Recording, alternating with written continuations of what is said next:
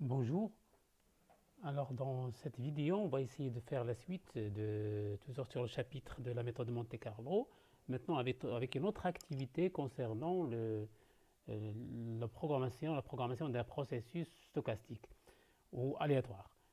Maintenant avec ce qu'on appelle une méthode pour calculer pi, la valeur de pi.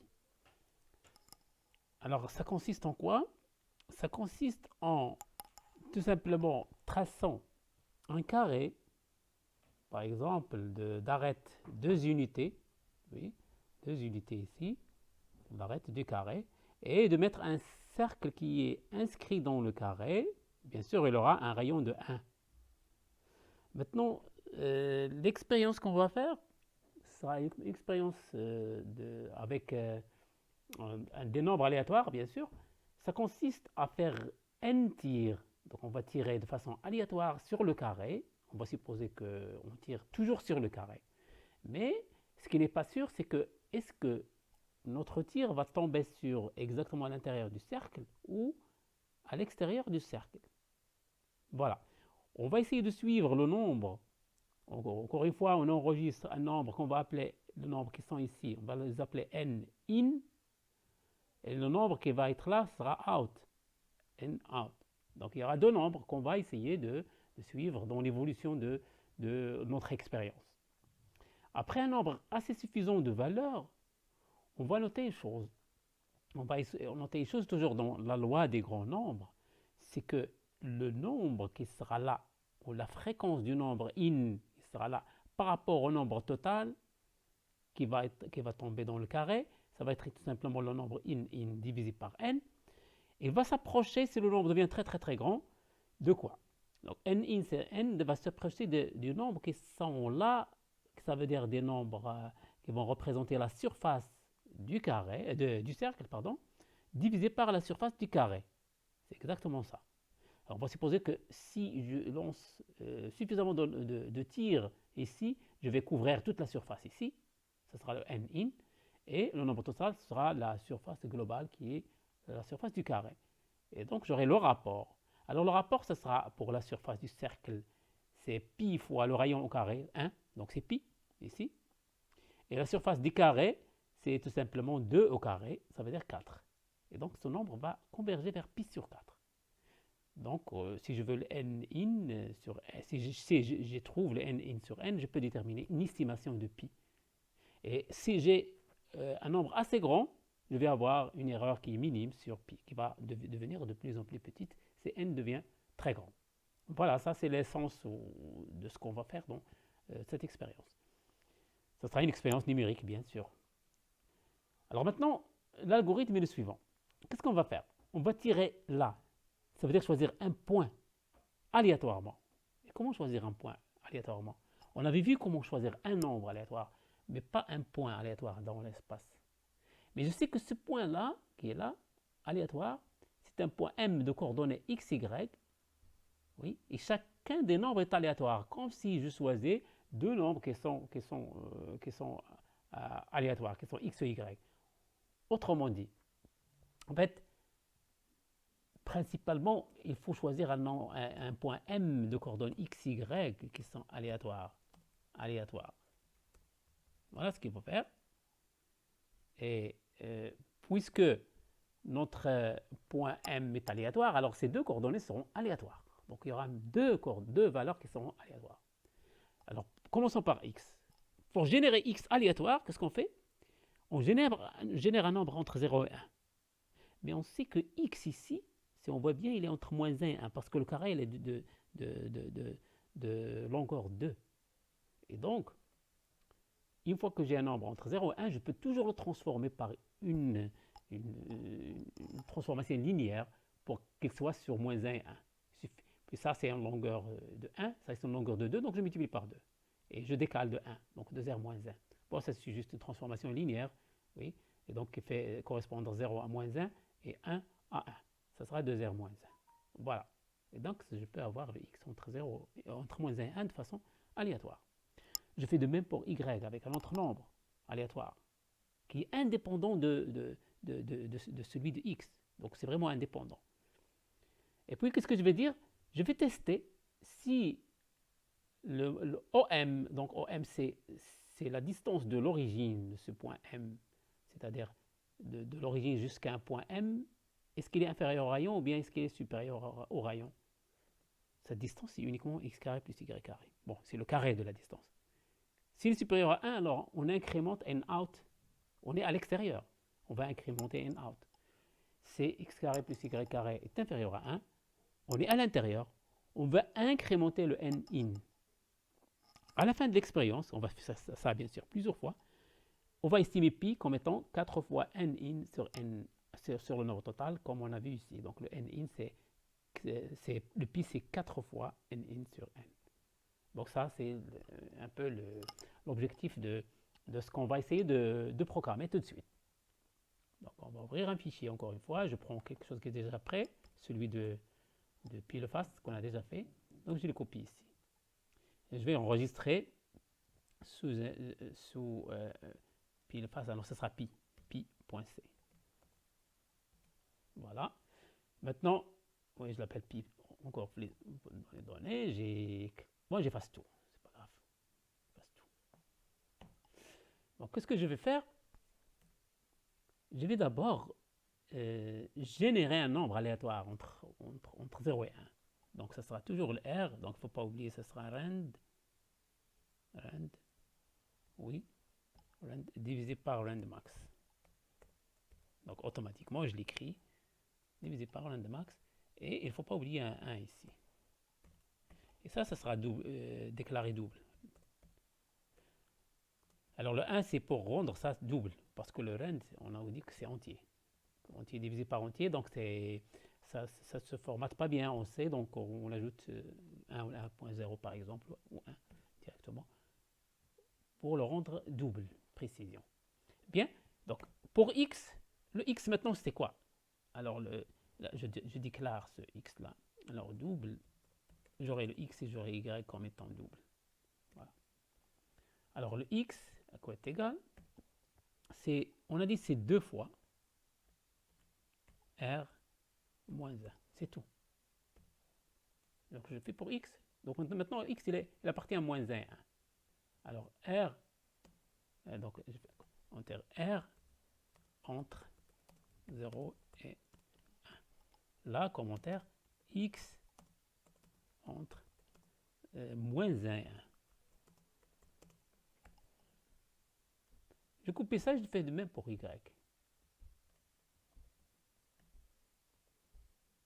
Attention, il ne faut pas faire directement ça.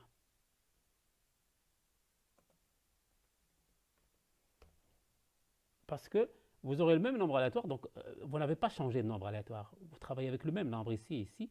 Vous tournez donc x égale y, alors qu'ils sont indépendants.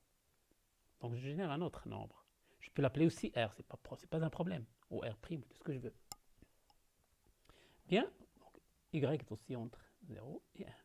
Donc maintenant j'ai mon point M de coordonnées x, y. Il suffit de tester s'il est à l'intérieur ou à l'extérieur du cercle. Donc pour le test, je calcule le x carré plus y carré. Le x carré, c'est juste ça, plus ça. Et je dis que si ce nombre est supérieur à 1, on est à l'intérieur. Donc, si supérieur à 1, on est à l'extérieur. N out, je vais l'incrémenter. Donc, il faut initialiser le N out. Donc, ce sera le N in et le N out. Ça, c'est égal à 0. Et ça, c'est égal à 0. Ça, c'est N out, pardon. Bien. Quoi encore? Si ce n'est pas le cas, c'est le N in qui sera incrémenté. Voilà. C'est tout. Donc, maintenant, il nous reste une chose, c'est faire ça plusieurs fois. Ça, c'est juste un point qu'on a généré. Et on a décidé s'il est à l'intérieur ou à l'extérieur. Mais je dois le faire ça pour un nombre, donc i égale pour un nombre, par exemple, jusqu'à, je ne sais pas, 1000, jusqu'à un nombre d'essais. Je vais l'appeler le nombre d'essais. Donc i inférieur ou égal à un nombre d'essais. Et plus. Ça, c'est point virgule. Bon, pardon, là, c'est des accolades. Donc, je le fais aussi ici.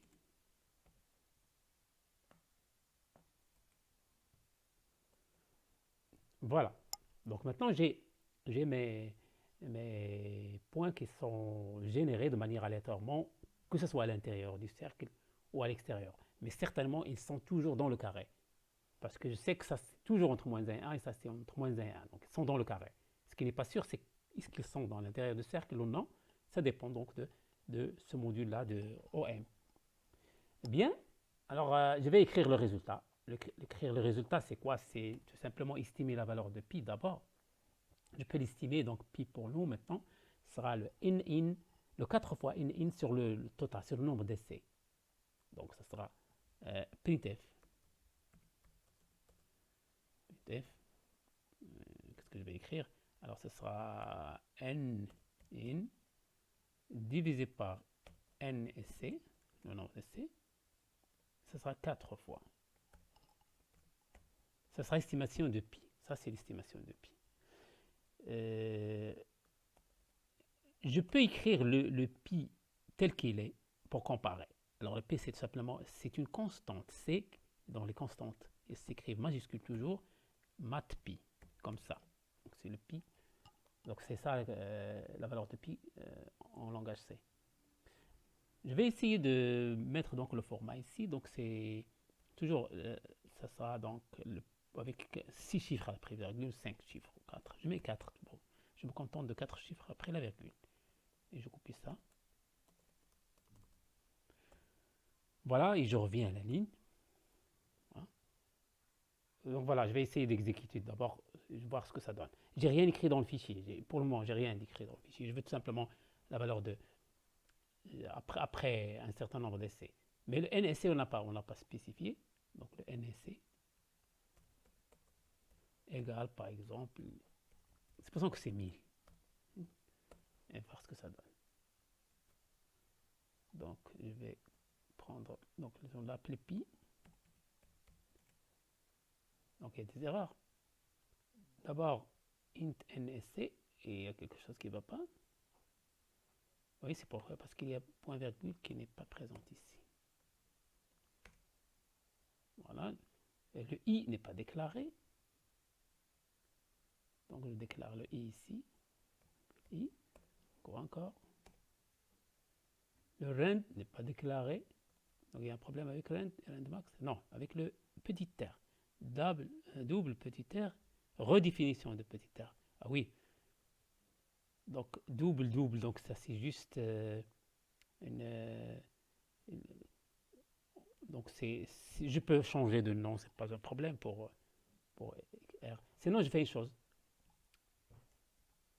Je prends ce double là, je le mets là. Je déclare là double et je peux l'écraser maintenant. Il ne faut pas redéclarer 2 fois, donc ça n'a pas été accepté. Donc je déclare une seule fois. Voilà. J'essaie d'exécuter, voir ce que ça donne. Donc il est en train de générer des nombres aléatoires, puis il m'a donné ça. Voilà, ça c'est une estimation après donc 1000 lancés. C'est pas assez satisfaisant, mais ça s'approche, c'est 3,2.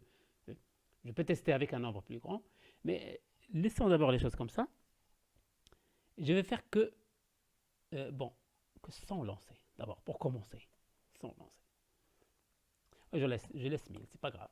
Et ce qui est important pour moi, c'est d'utiliser le fichier maintenant. Donc je vais copier. Mais pour utiliser le fichier, je ne vais pas écrire jusqu'à la fin, je vais écrire tous les points qui sont à l'intérieur, à l'intérieur de la boucle là. Pour chaque point, je vais l'écrire. Comment je vais l'écrire? Voilà ce que je vais écrire. Bon, laissons ça. Ce qui m'intéresse maintenant ici, c'est juste les coordonnées de ce point. Le x, virgule, y. Oui. Mais l'estimation, on l'a ici. Donc, on a déjà résolu le problème, mais on ne voit rien. Je vais essayer tout simplement de voir quelque chose sur l'écran. Donc, je vais noter le x et y. C'est tout. C'est juste les coordonnées x et y du point. C'est ce que je vais noter. Mais je vais le mettre dans un fichier. printf, ça sera fichier, virgule. Et voilà, je vais essayer d'exécuter.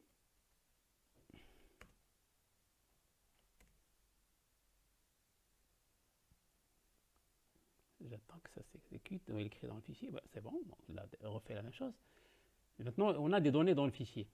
Alors, je vais essayer de les mettre dans des axes x, y. Donc, il suffit de tracer y en fonction de x parce que j'aurai deux points là, comme vous pouvez voir ici.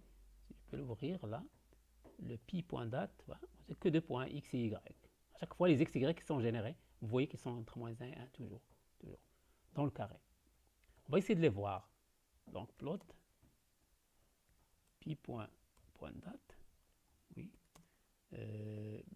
using 1, 2, c'est pas la peine de la mettre parce qu'il n'y a que deux colonnes, donc on va le reconnaître, mais on le met with point, avec des points uniquement. Je ne veux pas de ligne, je veux que les points qui sont with point. Voilà, bon, il y a des points sur le carré -1, 1, mais je ne vois rien. Bon, je veux voir le cercle et le carré. Voilà ce que je vais faire. Je vais le faire en étapes. Première étape, je veux que ceux qui sont in, ils doivent avoir une couleur différente que les points qui sont out. Première chose. Pour le faire, je ne dois pas les représenter dans un même, les mettre dans un même fichier.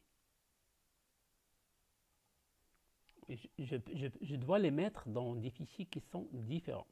Je peux les mettre dans des mêmes fichiers, mais il faut les séparer. Donc, qu'est-ce que je vais faire? Bon, je prends la solution à déclarer deux fichiers. Pour les mettre les in dans un fichier, les out dans un fichier. Par exemple, ce fichier-là, je vais l'appeler fin, par exemple.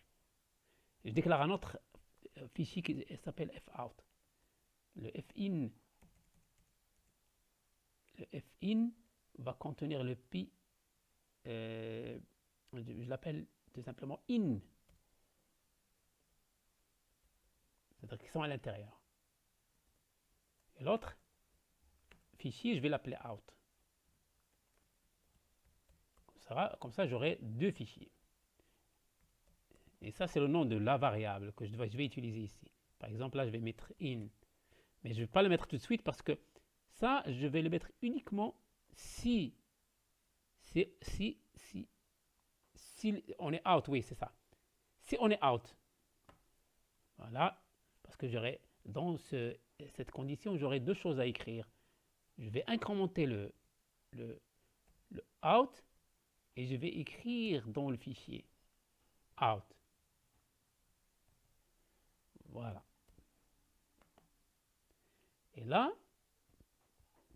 quand c'est in, je vais incrémenter le in de la même manière et je vais écrire dans le fichier in. Voilà, il est déjà là. Voilà.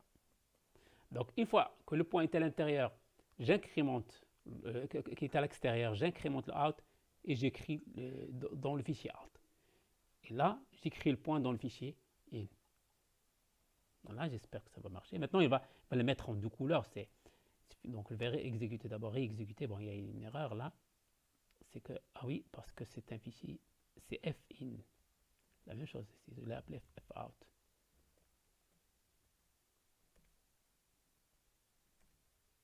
Donc, j'exécute. J'attends que ça s'exécute. Je ne vois rien sur l'écran parce que j'ai choisi de ne pas écrire sur l'écran. Sinon, je pourrais écrire pour savoir comment ça évolue. Donc, voilà. Donc, il a écrit toujours. C'est toujours le même résultat. Le résultat n'a pas changé. Mais juste la représentation. Et maintenant, j'ai deux fichiers. Le premier fichier, c'est in. C'est pas pi. C'est in. Alors, certainement, le deuxième fichier sera avec une autre couleur, bien sûr. Out. Using toujours 1, 2. Bon, il y aura deux fichiers. With point. Voilà. Donc, on a deux couleurs différentes. Donc, on va essayer donc d'aller doucement, donc étape par étape. Alors, à cette étape-là, vous trouverez que dans GNUplot, ça, c'est plus grand que ça. Alors qu'on veut que ça soit un carré, mais maintenant, c'est allongé. C'est pour ça que ça n'a pas l'air d'un cercle, mais plutôt d'une ellipse. Donc, je sais que c'est à l'intérieur. Donc, comment résoudre ça? C'est question d'affichage. Je vais lui dire d'afficher comme étant un carré. Donc, set size, dans ces commandes, square. Comme ça veut dire simplement mettre sous forme de carré, donc égaliser les échelles qui sont sur X et sur Y. Voilà. Non, je retrace. C'est un peu plus visible. Je vais un petit peu augmenter augmenter ça. Voilà. Et donc, voilà mes points là. Deuxième chose que je vais faire. Donc, deuxième chose c'est je veux tracer le limite de cercle. Je peux le faire. Donc, comment ça? Comment tracer un cercle? C'est ça? Bon, je vais fermer ça et tracer le cercle. Alors, le cercle, c'est pas très très facile de le tracer directement. Je vais le tracer comme fonction. Sinon, je dois faire autre chose, un peu plus compliqué. Donc, pour ne pas compliquer la situation, je trace ça et je trace un cercle. Le cercle, c'est tout simplement une fonction. Alors, cette fonction, bon, je vais retracer ça. Il y a une fonction ici que je vais tracer là, et là, cette forme-là. Mais il ne va pas faire le tour, parce que c'est une fonction, il n'y a pas, donc chaque point, il a comme image un seul point. Donc le demi-cercle qui est en haut, ça représente une fonction.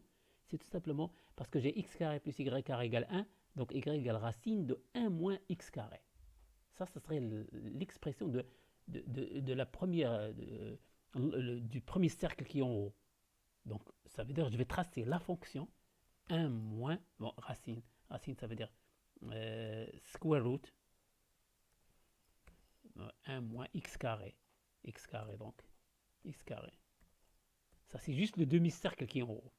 On va voir est-ce que ça se trace. Oui, c'est bon. Donc, elle est en haut. Alors, je trace celui qui est en bas. Donc, square root aussi, mais avec un moins. C'est juste moins le premier. 1 moins x carré. Donc, c'est juste pour un peu ne pas compliquer la situation. J'essaie de tracer le plus simplement possible mon cercle. Voilà. Donc, mais j'ai point, je vois bien les points qui sont à l'intérieur et ceux qui sont à l'extérieur. Deuxième chose, c'est que ces points-là, ils ne sont pas, c'est pas bien à voir. Donc, je vais un peu diminuer la taille de ces points pour qu'ils ne, parce que vous voyez pas, là, on distingue pas si c'est vraiment à l'intérieur ou à l'extérieur. Donc, je peux changer la taille du point. Comment changer la taille du point? Là, dans les points qui viennent du fichier, en mettant point size, si je veux, je peux l'écrire point size comme ça, ou PS, tout simplement. Point size 0,5 par exemple, 0,3. Par défaut, c'est 1. Donc, point size 0,3. On voit ce qu'il a diminué ces points-là, juste pour un peu améliorer la visibilité. Ouais, ça c'est bon. Ça c'est bon. Donc, on voit bien que c'est les points qui sont à l'intérieur et ceux qui sont à l'extérieur. Bien, on va essayer d'augmenter le nombre de points pour voir. On va en même temps améliorer la valeur de pi, en même temps avoir plus de visibilité dans le diagramme qui sera plus satisfaisant. Donc, je vais augmenter le nombre, seulement si ça va être 100 000, 10 000. Alors, avec 10 000, donc, je ne vais pas attendre, je dois écrire quelque chose sur l'écran. Voilà, qu'est-ce que je vais faire? Donc, pour ne pas... pour voir, suivre le programme au fur et à mesure qu'il évolue, je vais mettre tout simplement je vais écrire le i, l'évolution le i, bon, par exemple. Bon. Oui, juste le i. Donc ça va être i en format D, c'est bon. Donc je reviens à la ligne. Je vais m'écrire le i.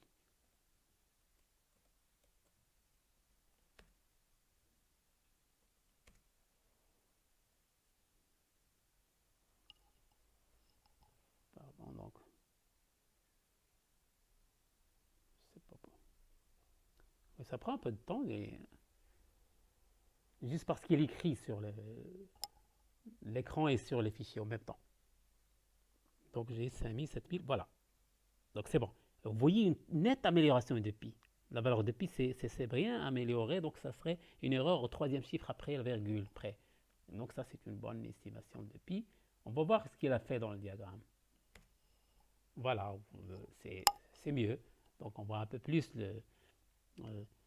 les points qui sont à l'intérieur sont à l'extérieur. Ça donne une bonne estimation. On a dit que c'était la surface du cercle divisée par la surface du carré qui donne la bonne estimation de pi. Voilà, vous pouvez donc encore améliorer ça et je vous remercie de votre attention.